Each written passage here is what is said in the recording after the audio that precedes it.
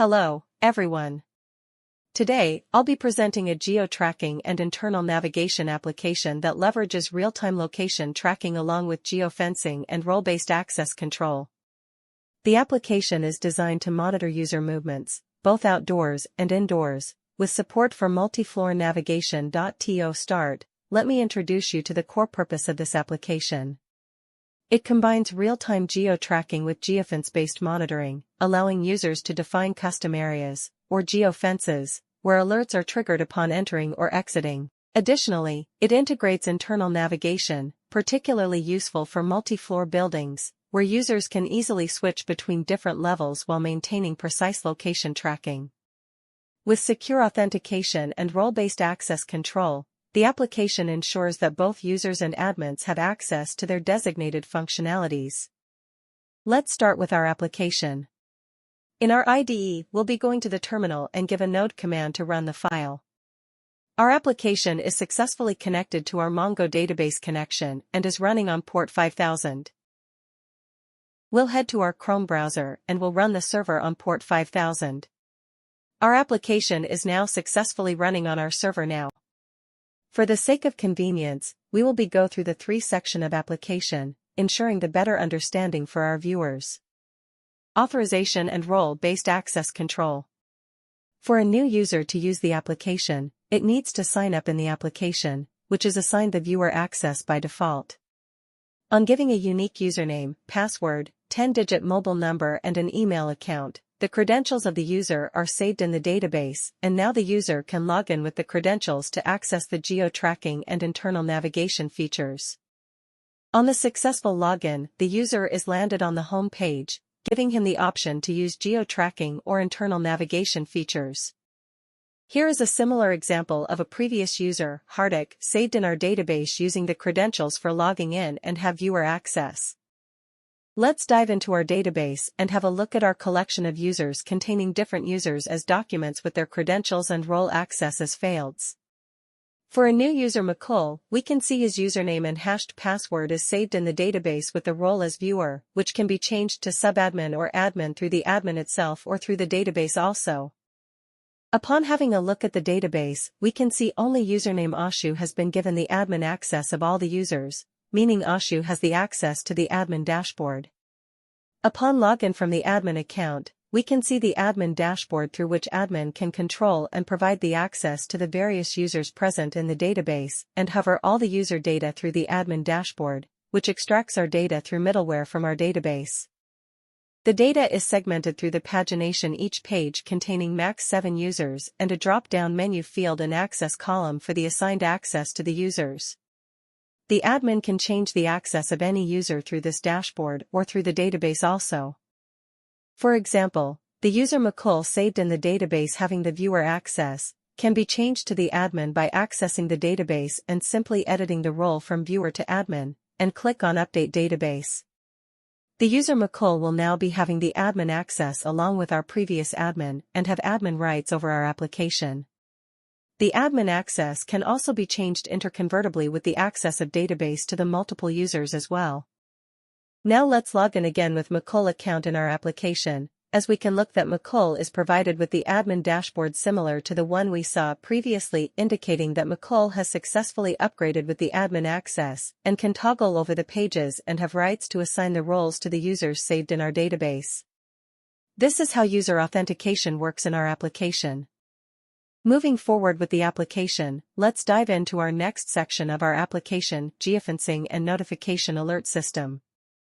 Upon login in from a viewer account, example with username, Hardik and password, we will be landed on the homepage of the application, providing two options as Start Geofencing or Internal Navigation.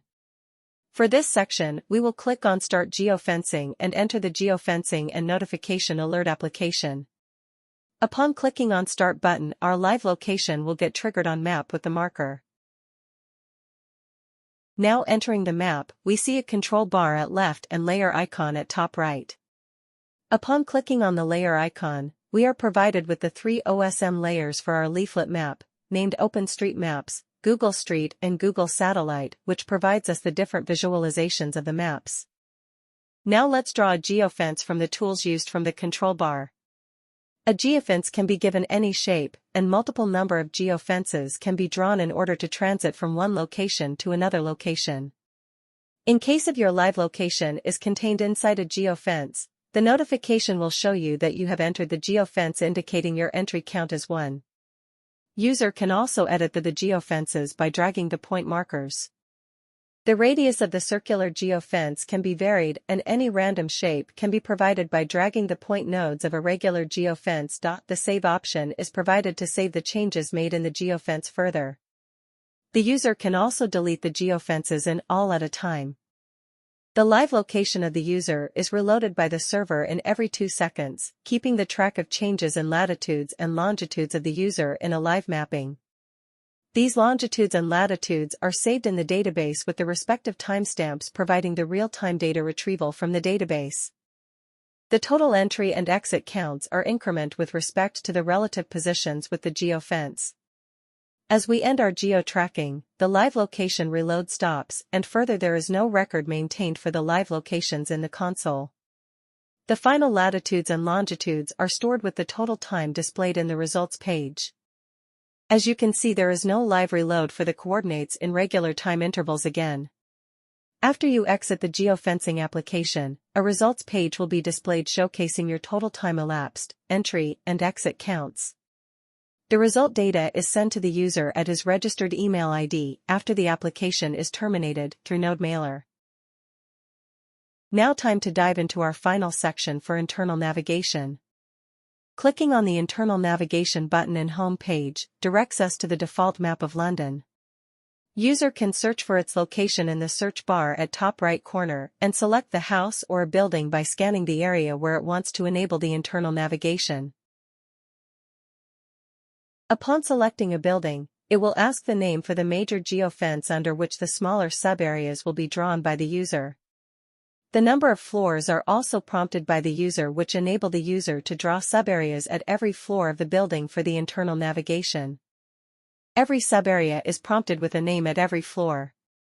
A user can draw any number of subareas in a geofence and name them anything according to the internal mapping at every floor. Similar subareas are drawn at every floor with the names assigned to them.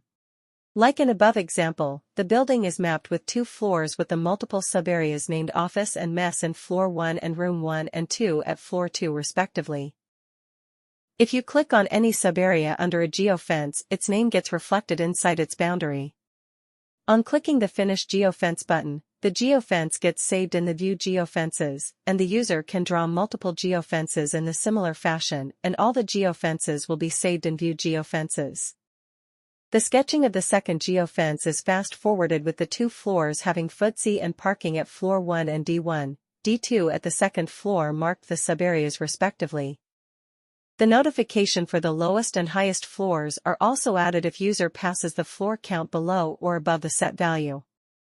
Both the geofences are saved in View Previous Geofences, where we can select the desired geofence and thus navigate through the floor with subareas assigned to each geofence. Below are 2 buttons made to enable live location and start internal navigation. On clicking the live location, we get the live location of the user, and on enabling the internal navigation, the location in marked area is reported under the drawn geofence. For now we have selected the L block, but our actual live location lies in an X, due to which the following results are shown with respect to L block. On switching the geofence to an X, it tells the location to be in parking considering Floor 1 as default, and on switching Floor 2, it shows the location to be in D2 area.